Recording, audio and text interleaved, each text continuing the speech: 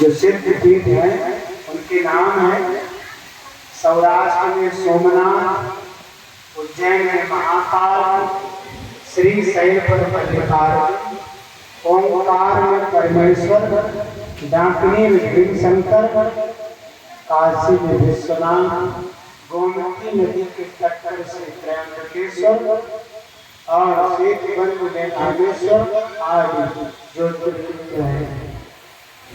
जो व्यक्ति प्रातः काल उठ करके प्रतिदिन इन 12 ज्योतिर्लिंगों का चाहे संस्कृत में और चाहे हिंदी में स्मरण करता है, पूजन बंधन करता है, उनके सभी पाप समाप्त हो जाते हैं। इतना बड़ा और एक विशेषता, ये जो 12 ज्योतिर्लिंग हैं, इन पर चढ़ाया हुआ नैवेद्य को खाने में कोई दोष नहीं लगता है। जैसे और लिंगों पर हमने कल बताया, ऊपर के चंड के स्थान पर चढ़ाया जाता है तो खाने में दोष, लेकिन जो 12 ज्योतिर्लिंग हैं, इनके ऊपर चढ़े हुए नैवेद्य को खाने में कोई दोष नहीं। हम नहीं कह रहे जो पुराण में लिखा हुआ आप सुना रहे हैं, कहा पंडित जी तुम बात कर बैठे बना रहे हैं। हाँ, जो प्राणी इनमें से किसी एक का पूजन कर लेता है उसका पुनर्जन्म नहीं होता है। इसलिए भगवान की 12 लिंग है, उपलिंग है। हाँ,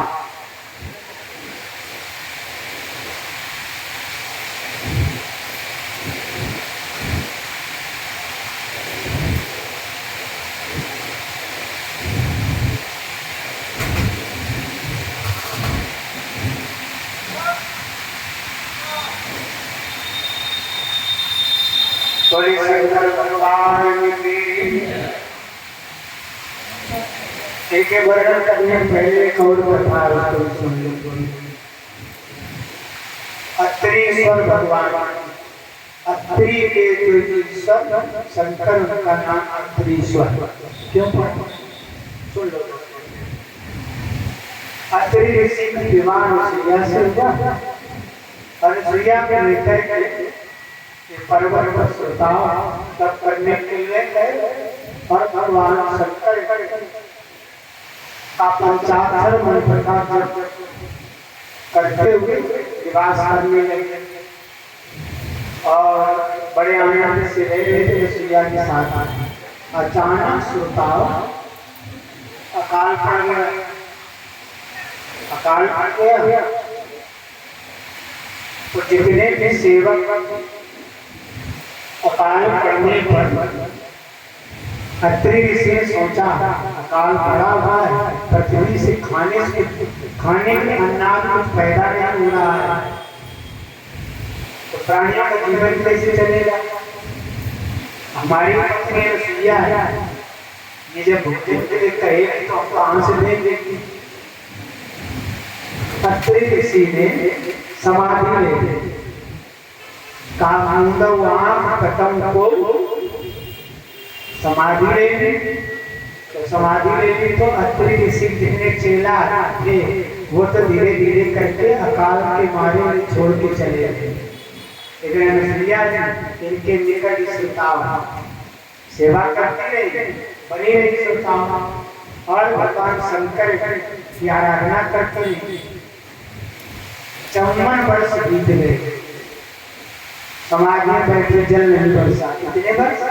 54 वर्ष हो गए, आकाश से जल वृष्टि नहीं हुई। 54 वर्ष के बाद जब नेत्र खुले अत्रि ऋषि के तुरंत सूर्या ने जाके प्रणाम किया, कहा देवी बहुत तेज प्यास लगी, जल पिला दो। अब पतिव्रता पत्नी के सामने अगर ये कहती कि जल 54 साल हो गए जल नहीं बरसा है तो न तालाब में न नदी में न कुआं में लाए तो कहां से लाए? लेकिन ये नहीं कहा, जल नहीं तो मंडल उठाया और लेकर के श्रोतापन में निकल पड़ी जल लेने के लिए। लेकिन अनुसुईया के पतिव्रता धर्म के प्रभाव से और शिव की पूजा करने से इनके यहाँ स्त्री के रूप में गंगा माता वही जंगल में प्रकट हो गई। अनुसुईया नहीं बोली, गंगा बोली अनुसुईया, बहन कहाँ जा रही हो, तुम कौन हो, ये कमंडल ये कहाँ जा रही है? कहा बहन तुम कौन हो? कहा हम गंगा हैं। कहा अच्छा मूर्तिमती, इस समय में कहा मेरा नाम अनुसुईया है, मेरे पति प्यासे बैठे जल उन्होंने पीने के लिए मांगा है तो जल की तलाश में जा रहा हूँ। कहा बहन अकाल पड़ा हुआ है, जल कहाँ से आया? कहा ये तो बात सत्य है कि जल कहाँ से आया? कहा अब आप जब बन गए हो तो आप तो गंगा जल दे ही सकती हो।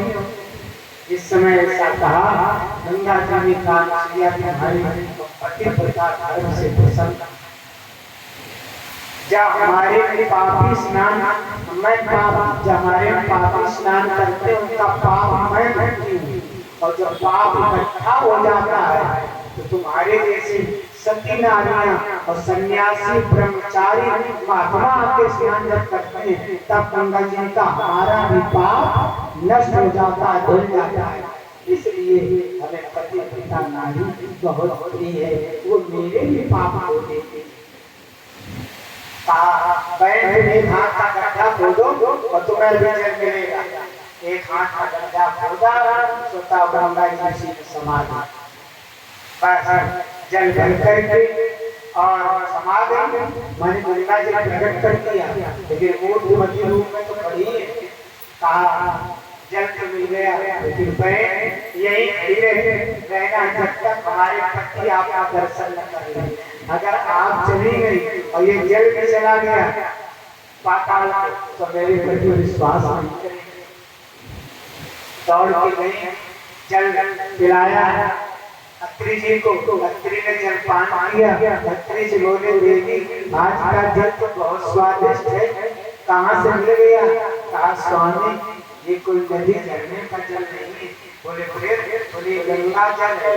कहा ये तो हंसी कर रही है, गंगा जल कहाँ से आया? अरे कहा नहीं विश्वास, चलो आश्रम के निकट गंगा जी साक्षात दर्शन के लिए लेकर के आई पतिदेव को। श्रोता वो जो घट में जल भरा था गंगा जल का दर्शन कराया और गंगा जी के साक्षात दर्शन कराया। अत्री ने गंगा जी के हाथ जोड़े प्रणाम किया, साक्षात दिया। श्रोता उसके बाद में अत्री ने कहा क्या इस तुम्हारे जल में स्नान कर सकते हैं? कहा जब तक तो स्नान नहीं करोगे तब तक हमारे तो पाप नहीं धुलेंगे। बस उसी समय में उसी गड्ढे में भरे हुए गंगा जल में अत्री और अनुसुईया ने स्नान किया। के बाद निकल के बाहर आए। गंगा जी ने कहा और कोई वरदान मांगना हो तो मांग लो। कहा बहन और कुछ नहीं चाहिए, अगर प्रसन्न भी हो और अगर संकल्प की आज्ञा से ही आई हो तो हमारे आश्रम के निकट सदा सदा के लिए आप विराजमान हो जाओ और हमारा आश्रम छोड़ करके कभी मत जाओ। गंगा जी ने वस्तुता बस वही चित्रकूट में मंदाकिनी नाम की गंगा प्रकट हो गई श्रोताओं कुंड के रूप में और फिर जल बढ़ा प्रवाहित होने लगा। और मंदाकिनी गंगा की और भगवान शंकर वहीं पर प्रकट हो गए। भगवान शंकर ने कहा अत्री तुम धन्य हो, अनुसुईया तुम भी धन्य हो जो अपने पतिव्रता के प्रभाव से तुमने गंगा जी को पृथ्वी पर पुण्य के रूप में प्रकट कर दिया। जो इच्छा वरदान मांगो का सदैव आपके चरणों में भक्ति बनी रहे और सदैव आप इसी गंगा के किनारे विराजमान रहे तो गंगा भी बनी रहेगी और जहाँ शंकर और पार्वती नहीं होते वहाँ गंगा भी नहीं होती है। इसलिए भगवान शंकर ने कहा भगवान शंकर की अत्री और अनुसुईया जिस शिवलिंग की पूजा करते थे उस उसी में पार्वती शंकर चलता अंकर ही हो गए, समाहित हो गए। बोलो तब का नाम पड़ा अत्रीश्वर भगवान। बोलो अत्रीश्वर भगवान की ओम नमः शिवाय, ओम नमः शिवाय।